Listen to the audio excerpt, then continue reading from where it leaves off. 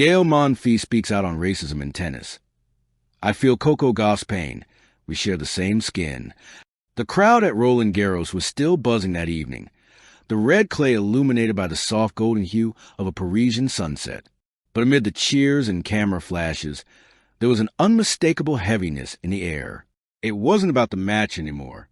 It was about something far deeper, something that went beyond tennis, something that had been simmering for generations. Standing before the press, his trademark grin replaced by a rare solemnity, Gaël Monfils took a deep breath. I feel Coco Gauff's pain, he began, his voice calm but firm, because we share the same skin. And sometimes that skin feels heavier than a tennis racket. Those words would echo across the tennis world like a thunderclap, a moment of truth. For years, Gaël Monfils has been the embodiment of joy on the court. The high-flying dives, the cheeky smiles, the acrobatic returns that make crowds rise to their feet. He was the entertainer, the showman, the man who brought flair to a game often accused of being too serious. Yet behind the charisma lay a story few ever truly heard. This was not the Gaël Monfils who danced after winning a point. This was a man confronting an uncomfortable truth, the persistent undercurrent of racism in a sport that loves its champions but sometimes forgets their humanity. Coco Gauff's recent emotional outburst, following a racially insensitive remark from a fellow player, had reignited the discussion, and Monfils, now in the twilight of his career, felt compelled to speak.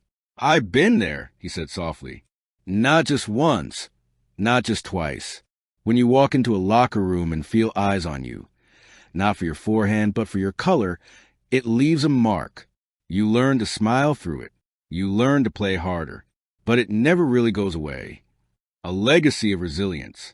Monfils was only 18 when he first burst onto the ATP Tour. With his towering frame, lightning speed, and childlike charisma, he was seen as tennis's next great entertainer.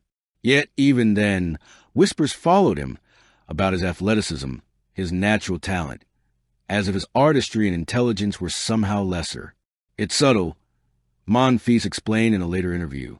"People call you explosive, wild, instinctive, but they never say strategic or tactical. You start to realize they see you as a body, not a mind." It's the same coded language that players like Serena and Venus Williams endured in their early years, and which Coco Gauff, despite being born into a supposedly more progressive era, still faces. Gauff's recent tears at the post-match press conference, after being asked if she overreacted to a racial comment from an opponent, became a viral moment. But for Monfils, it was not just a headline. It was déjà vu. When Coco cried, he said, "I saw my younger self." The same confusion, the same question. Why can't they just see me as a player? We share the same skin. Monfils' phrase, "we share the same skin," was not just poetic. It was a declaration of kinship that transcended age, gender, and geography. In Coco, he saw not only a prodigy but a mirror, a continuation of a story that began long before either of them picked up a racket. 4 black athletes in tennis. The court has always been both sanctuary and battleground.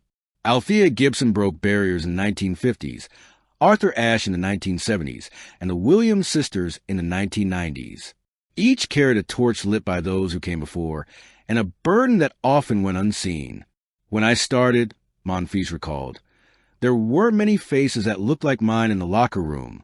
You learn to adapt, to blend in, but the truth is you never fully do." He paused. "Coco's strength is her voice. Mine was my silence.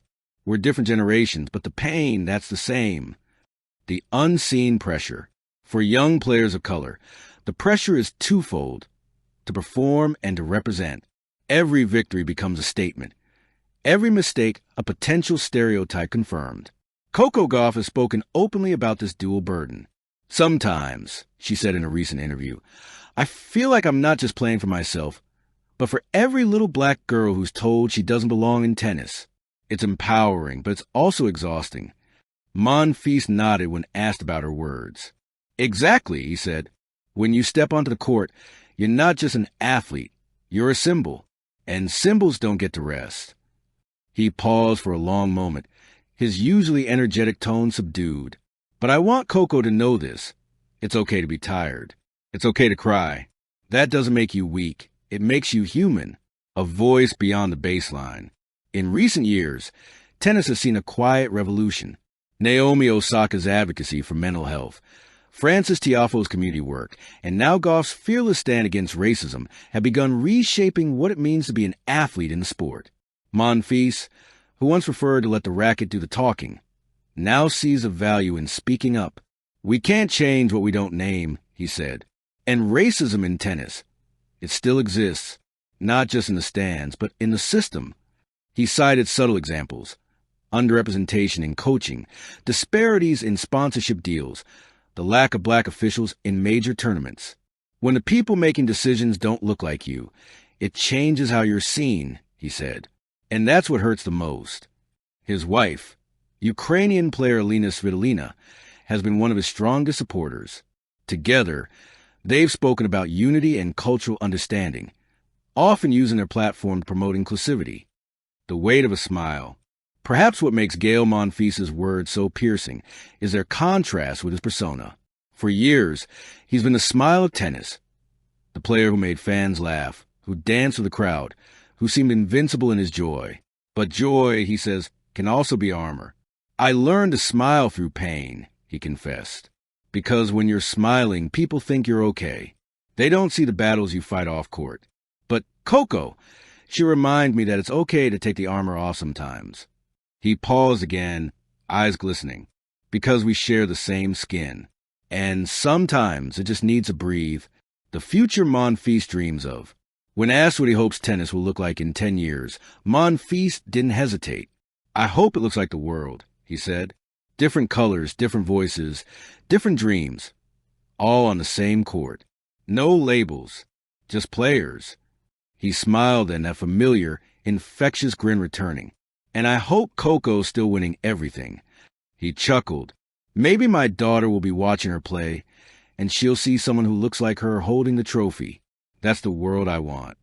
Epilogue, Beyond the Court. A week after his emotional press conference, Monfils posted a photo on Instagram, an image of his younger self, smiling on a cracked court in Paris, holding a worn-out racket. The caption read, "They said tennis wasn't for kids like me. I played anyway. They said we'd never belong. We do now. Keep shining, Coco. Keep fighting. Our skin is not our weakness. It's our story." The post gathered millions of likes, and Coco Gauff replied with a single emoji, black heart. In that moment, two generations of black excellence, connected by history, hurt, and hope, stood united in something greater than the game. Because sometimes the most powerful serves in tennis aren't made with a racket. They're made with truth. Thank you for watching. Please don't forget to hit the subscribe button, like, and share. Till next time.